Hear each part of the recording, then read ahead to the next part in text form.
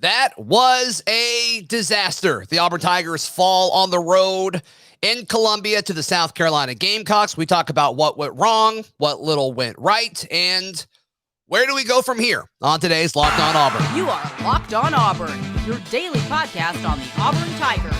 Part of the Locked On Podcast Network, your team every day. Yes, welcome on into Locked On Auburn, your daily Auburn Tigers podcast. I'm your host, Zac Blackernu. Thank you so much for making Locked On Auburn your first listen every single day. I'm joined, as we are every Monday, by the one and only Lindsay. Crosby. Whew, that was tough, brother. How you doing? You know, I've had better days.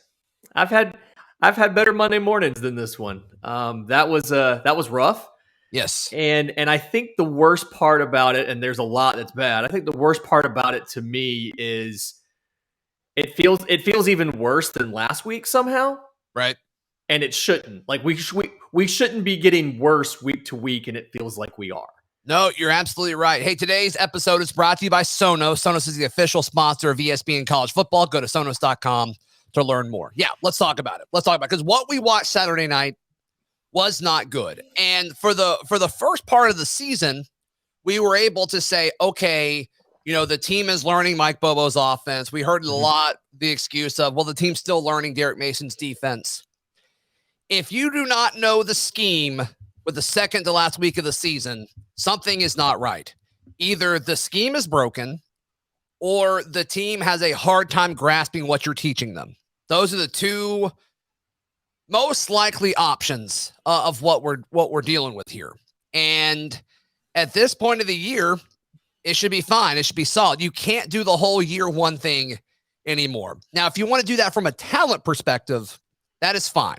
I'm okay with that because it is not Harsin's talent. It is not Mike Bobo's talent. And it's not Derek Mason's talent. With the exception of the transfers and a few of the freshmen that are playing, which really the only freshman that comes to mind that really falls into this is Jarquez Hunter. Correct me if you think of somebody else that falls into this, Lindsay. But the rest are transfers.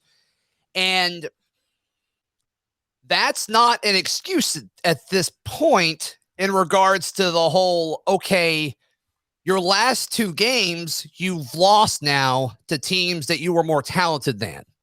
So a message board poster at auburnlive.com, the corner message board, hoax message board over there, I think he put it into words very well. I assume it's a he, it could be a she, but talked about how, okay, I thought that last week was a fluke, you know, blowing the 28-3 lead against Mississippi State and Mike Leach. And that appears to not be the case. I mean, the second half for Auburn over the last few games have been terrible. I mean, you didn't score anything in the second half against A&M. And then you scored very little in the second half against Mississippi State. And then you did virtually nothing in the second half. Well, I guess you scored 3 in the second half against South Carolina. That's not good, Lindsay. And it's funny because early in the season, we're like, okay, if Auburn keeps it close at halftime, we trusted this coaching staff to make adjustments in the second half. We felt that way against Penn State. They kind of came on late. Georgia State obviously was one. But that appears to have been the actual fluke in all of this so far this season. And I don't want to be negative. I like Bryan Harsin, and I really supported all these staff hires that he made, but something's not working. And at some point, you've got to change something. One of the big things that I'm noticing as we go through, especially in this 3-game losing streak, which feels weird to say because I haven't had to say that in a long time, is there's a difference in the play calls when we open the game and we're going up against, you know, we have our script on offense and on defense of what we want to do versus when the bullets are flying, what are we asking these players to do in real time? In this 3-game losing streak, scoring by quarter, first quarter, we've scored 31 points. Our opponents have scored 6. Second through fourth quarters, we've scored 23. Our opponents have scored 78. And like you said, virtually shut out in the second half against A&M. Mississippi State, barely scored at all in the second half. 3 against South Carolina. Right. And it's not, you can't blame the players. You had the benefit of the doubt as a coaching staff, and it could be, like you said, we're learning the scheme. It's year one. This late in the season, you can't blame the players. Right. It's your decisions. It's the plays that you're calling. It's what you are trying to do. Yep. And there's so many moments in the last few games, both offensively and defensively, where we've kind of stopped and said, what are you doing? Whether it's the play call on the fourth down that wasn't converted, whether it was Derek Mason refusing to send a fourth rusher against Mississippi State. There's all these moments when it's just painfully obvious that our coaching staff is just making the wrong play calls. And I don't think that's a thing you can just fix on the fly, short of firing somebody. That's probably true.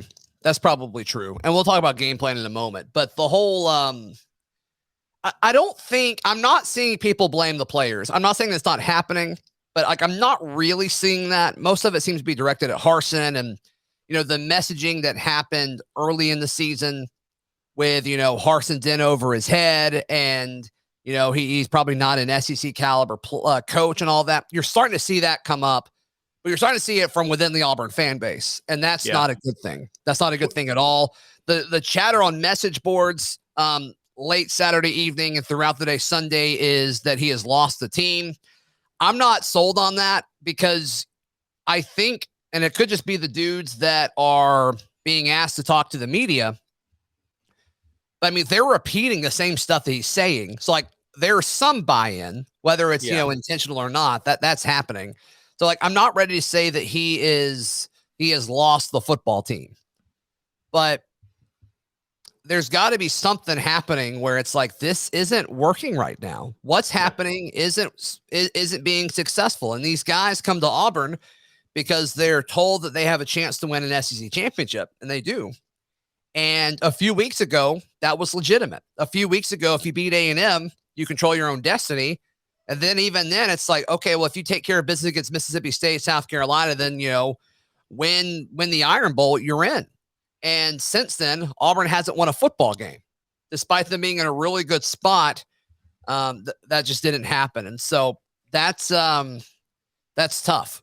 That's really, really tough. And I don't really know where you go from here in that regard, unless you make a personnel change. And I don't know which direction you go with a personnel change. Lindsay, do you let both coordinators go? Do you make changes at both of the coordinator spots? Do you pick one over the other? I don't know. And even if Harsin wants to show loyalty by saying like, no, these are my dudes. These are the first hires that I made while I was the head man here at Auburn. Like that's fine and all. But from a recruiting standpoint, like this fan base is important. The fan base buy-in is important. And we felt it at Jordan-Hare Stadium. We talked about it last week. When you blow that lead, you feel hope being sucked out of the program. And to me, when you look at this Auburn football team right now, there is no hope whatsoever. And that obviously is a huge issue. Yeah, that's the biggest problem right now facing this team. And you can't make, you can't make a major personnel decision before early signing day. Anybody who expects to hear on Monday morning that, hey, we're firing a coordinator, you're not going to get that. Okay. In the modern college football, you can't make a decision before early signing day. You have to get those recruits in because last signing day, we didn't even have a head coach. I know, but the guys that we're trying to bring in were recruited by these coordinators who are here. You can't let them go now. But I personally don't care if it's a position coach, it's an analyst, or somebody. The change that I want to hear Harsin talk about is the deficiency is with in-game play calling.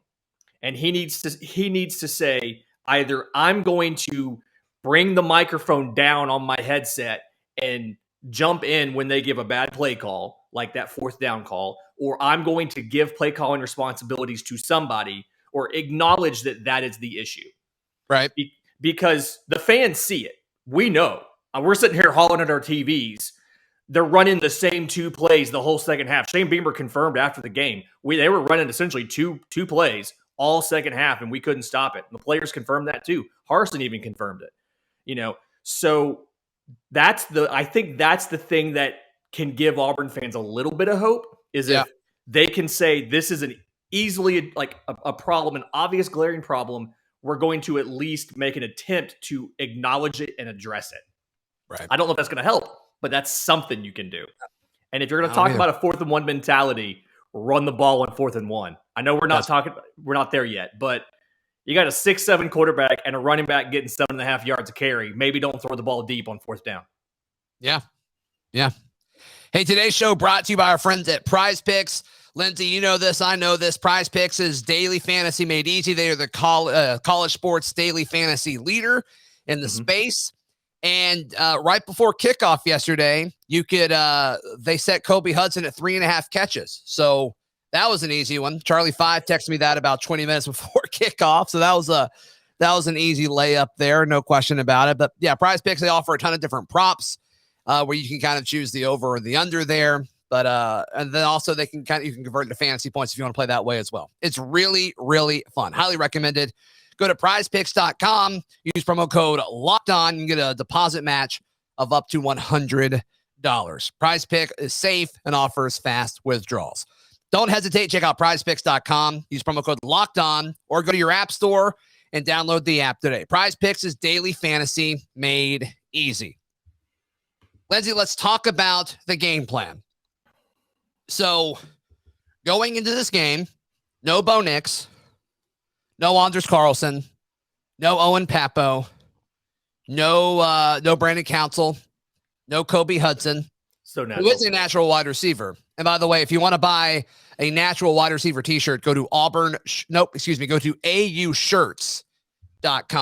They've got some fun podcast phrases from the show over there. Natural wide receiver is one of the many, the best-selling shirt over there at aushirts.com right now. But you're missing a lot of key guys.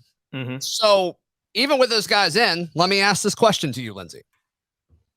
Who is the best player on Auburn's team? Tank Bigsby. It is Tank Bigsby. Not even close. Even with those guys in, it gets a little closer when you talk about Tank or Owen. But yeah, Tank Bigsby's the best player on this team. Definitely the best player on the offense. And when the game mattered most, you didn't go to him. And props to ESPN for having a camera follow him on the sideline, because I think it told a really big story there. But he looked upset. And Tank's not a guy that we've really seen a whole lot of emotion from, but he wanted the football, and you could definitely tell that. And it's got to send a message when he doesn't get it on 4th and 1. That has to say something.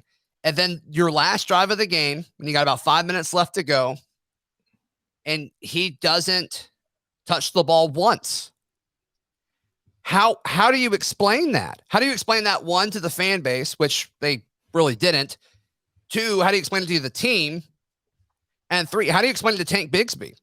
I mean, I don't want to be this dude, because if I had to place money on it, I think Tank is at Auburn next year. But this is a guy where Auburn fans were freaking out a year ago that Tank was going to transfer to Georgia. I mean, that was a heavy, heavy rumor. Mm-hmm. And then after a few weeks of that, Tank went on Instagram. It's like, I'm not going anywhere kind of thing. It's like, okay, cool, great, thanks. But it's like, I got a feeling we're about to go through that again. I just got a feeling that that's about to be a big talking point over the next month or so. The theory that I have is that play callers, offensive coordinators are bad about this, but play callers are too cute.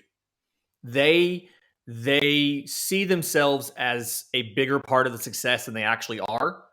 And the thing that they don't want is they don't want to do the obvious thing and fail. And so you'll see things where on that 4th down, again, it's 4th and 1. You've got a quarterback that is, according to the ESPN broadcast, the largest human being on the face of the planet. He's 6'7", by the way. Did you know that TJ Finley's 6'7"? Also, Jarrett Stidham's from Texas.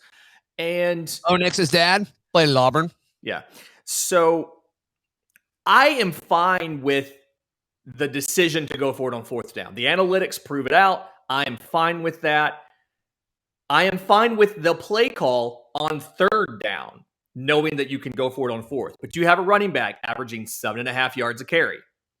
And he didn't get 7.5 yards a carry by breaking some 80-yard run. His longest run in the game was 29 yards. He was just consistently getting getting positive yardage every single play. You have a backup quarterback who has had 1 week with the starters, who is missing his number 1 receiver, behind a line that we have talked a lot about does not have the talent to protect correctly.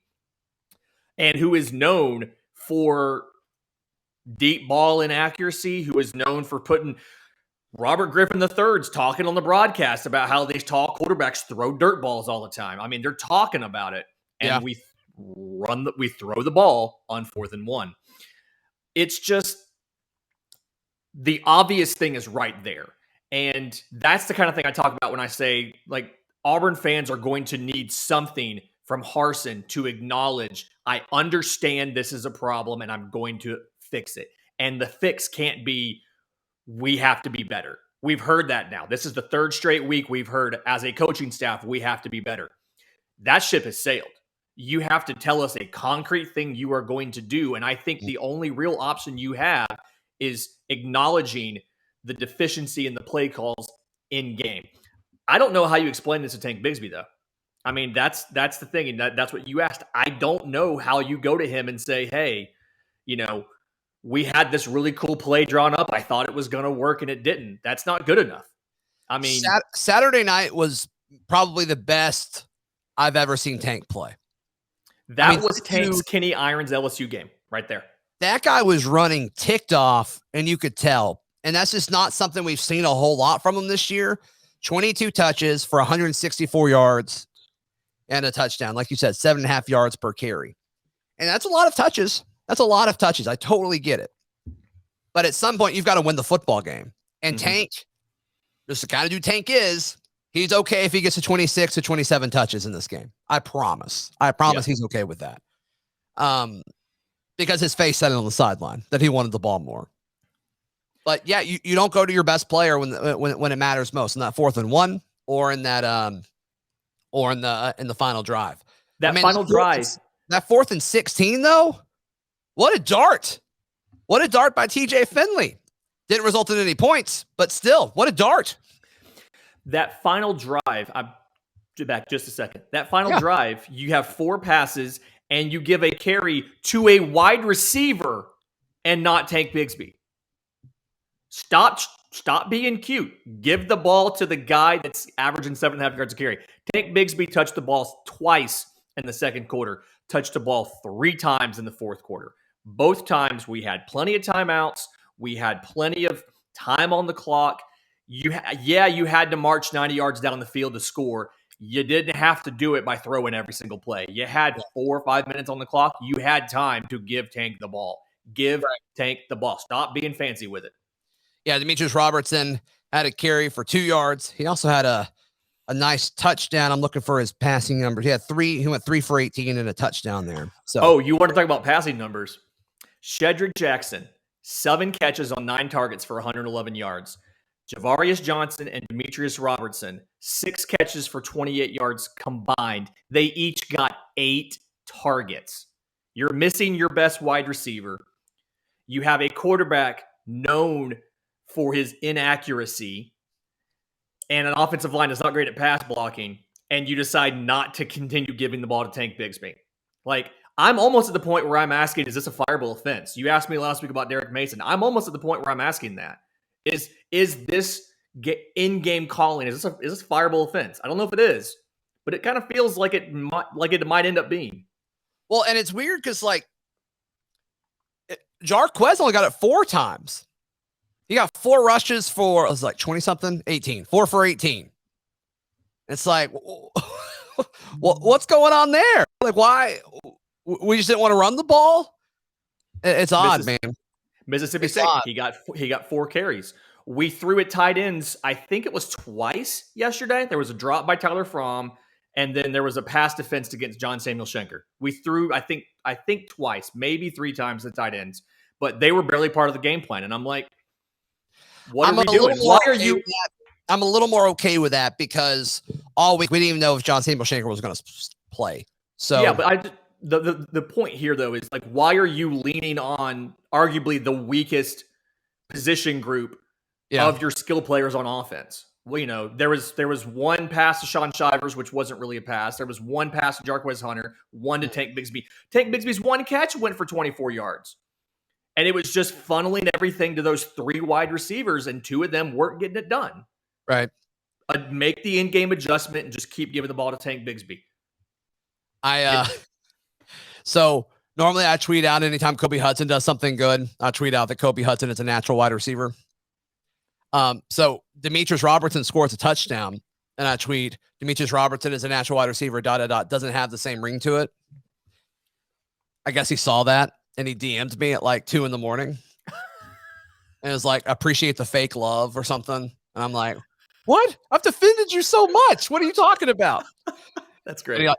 He was following me, unfollowed me for it. But I'm like, man, that, I don't know. You got other things to worry about, man. I don't know. But yeah, I thought it was funny. Hey, today's show brought to you by our friends at Fetch Me Home Delivery. FetchMeDelivery.com is how you can go to their website, see all the great selection that they have for their local delivery in Auburn, Opelika, and Lee County. They're Auburn folks. They're local people. They take care of their drivers, and they really control the whole process of delivery from start to finish, and they cater it for the highest possible customer service imaginable. So they have real relationships with these local restaurants, and Harrison and the folks over there do an outstanding job. Go to fetchmedelivery.com or search Fetch Me Delivery in your phone's app store and check it out today. And when you place an order, use local meals for your discount code, and it'll save you some money. And it also tells them that you listen to Locked On Auburn. So appreciate that. FetchMeDelivery.com. Also, today's show brought to you by Built Bar. Built Bar is the best tasting protein bar ever. And all these bars taste like candy bars. They're good for you. And they are also a delicious, sweet treat that is going to be high in protein. It's going to keep you full and energized, whether it's a post-workout snack or it's 2 or 3 o'clock in the afternoon. You need to get through your workday to get something to carry you through dinner. Built Bar is the way to do that. And you don't have to feel guilty about it despite it tasting absolutely delicious.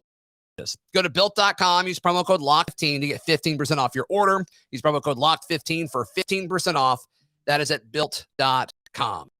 Lindsay, last thing I really want to talk about, special teams. Yeah. What? Sure in the were world? Special. Yeah, they were not good. And they haven't been good all year. I mean, every time Auburn returns a kick, whether it's a punt or a kick return, there's probably going to be a flag. There's going to be a hold. Yep. There's going to be something there. Or, I don't want to put too much on Ben Patton. I mean, he's kind of in a tough situation. I can't imagine he ever thought he would be Auburn's starting kicker. So yeah, walk-on kicker. I'm not going to judge him. I mean, that's whatever. That's a tough spot to be in. And he went, 1 of 2. So he should have made that other one. I think he made the longer one, though, which is kind of funny. But yeah, he made the longer one, missed the shorter one. Yeah. So, whatever. I mean, good for that dude for stepping up. Yeah. It was a good snap, obviously. Decent hold. He was trying to not push it, and he just didn't get it over far enough. I mean, those short yardage kicks from the hash are a surprisingly tough kick for a kicker to make. So it's interesting to me, and I'm going to try to have somebody on this offseason to talk special teams a little bit more, but he kicks left-footed. Mm-hmm.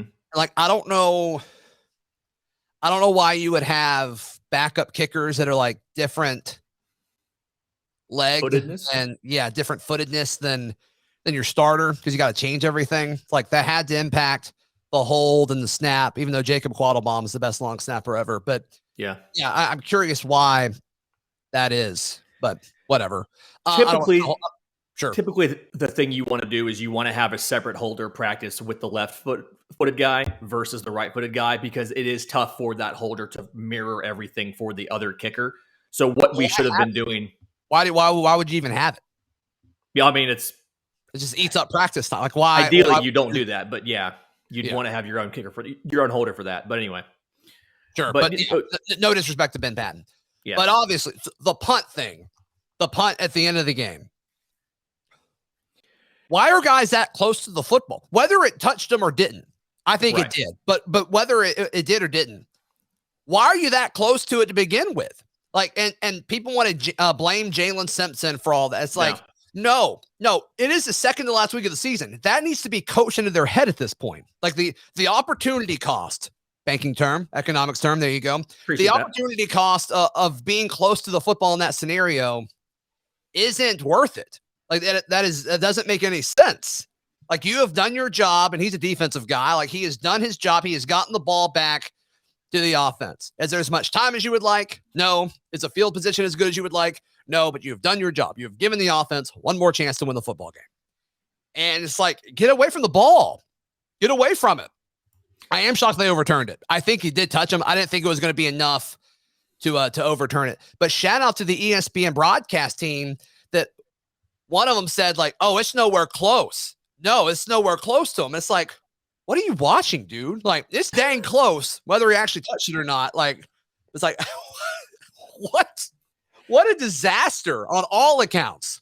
In the moment last night, I did not think it was indisputable video evidence. And then going back and rewatching, being calm, having already processed the loss, it does touch him. But to me, the big issue there, and you see it quite a bit, the big issue on that play is Demetrius Robertson. Okay. So if you watch, we sometimes use Jarquez Hunter and we sometimes use Demetrius Robertson. And Robertson has been presented as the sure-handed guy who's going to make the fair catch and secure us the ball. And that ball lands there. He is clear enough where he needs to go get that ball. He can't sit back and let it bounce because an oblong object can bounce funny. And that's exactly what it did. It bounced back towards the kicking team, and that's how it ended up hitting Jalen Simpson. Demetrius Robertson, if he's not going to catch that on the fly, he needs to be there to try to catch it off the rebound. He lets it go, but he stays behind it. If you're going to let it go, get out in front of it, call everybody off so they can get out of the way or do something. Don't just let it hit, let it bounce, and let it go hit your dude. So that's on Demetrius Robertson. And that just goes along with, we've seen bad special teams play from this team now all season. We've seen, like you said, we've seen penalties on every single kick return. We've seen, punts as far as either the coverage isn't great, or we've seen a decision to fair catch when they shouldn't have fair caught, or catch it and run when they really should have fair caught it. We've seen poor coverage, poor blocking. We've had blocked field goals. We've just seen special teams issues all season. And I know we don't have a dedicated special teams coach, and a lot of teams don't. But I think we really need to prioritize finding a guy next year who has some special teams experience. Because I don't believe Burt Watts has a whole lot of it. And you can tell when you watch. Let me ask you this. What is Auburn's record as they currently sit at 6-5? If Auburn has a full-fledged, let's say very good special teams coach, let's just assume they're very good. What's Auburn's record? Does it change? Does it help you win a close one against Penn State? Probably not. Does it help you win Saturday night? Probably not. If Demetrius Robertson catches the ball, you have the opportunity to win that game. Now, my whole thing is we should never been in that situation in the first place. We should not have been anywhere where a referee could have resulted. What's your confidence level if Auburn gets the ball back? What's your confidence level they go down and score? On a 1 to 10 scale, because 1 to 5 is a terrible scale. On a 1 to 10 scale, if you're gonna rank something, use 1 to 10. Absolutely. I'm gonna say. Honestly, I'm gonna say probably a 4.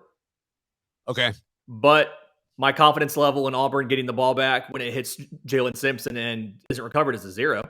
It is 0 because we don't have the ball. And it's just one of those things where special teams is only about 1/6 of your offense. Of your team. Defense, offense is most of it. Special teams is a small part, but it is something. And right now we are getting negative points from special teams, whether it's blocked field goals, missed field goals, turnovers on things like punts. So at the very least, I want special teams to be neutral. They don't necessarily have to be additive right away. We don't need to be breaking. I'm not insisting we break punt returns every game, but don't lose us opportunities. Don't lose us points. And that's right now what our special teams unit is doing. It's not. I get it. Hey, happy Iron Bowl week to you, though. We get to talk about the Iron Bowl week starting tomorrow, so that's nice. Yeah, that's what a great week we're gonna have. You lose Mississippi State and South Carolina. It's like, oh hey, guess what, guys? Now you get to play Alabama. So I'll go into this more tomorrow, but just watching Alabama, Arkansas before the Auburn game on Saturday, I'm watching and I'm like, I think we can do this. I think we can pull this off. And then it's like, oh, okay, we can't beat South Carolina. So I don't know. I don't know. Lindsay, where can people find you and hear you, my friend? I am at Auburn Banker on all the socials and in our Discord, and you can listen to me 7 to 9 Monday through Friday on NewsTalk WANI. Awesome. Follow me on Twitter at Zac Blackernu, show on Twitter at Locked On Auburn, and on Instagram at Auburn Podcast. If you're watching on YouTube, like the video, please. Subscribe. It means a ton. And go buy shirts at aushirts.com. We'll see you tomorrow right here on Locked On Auburn.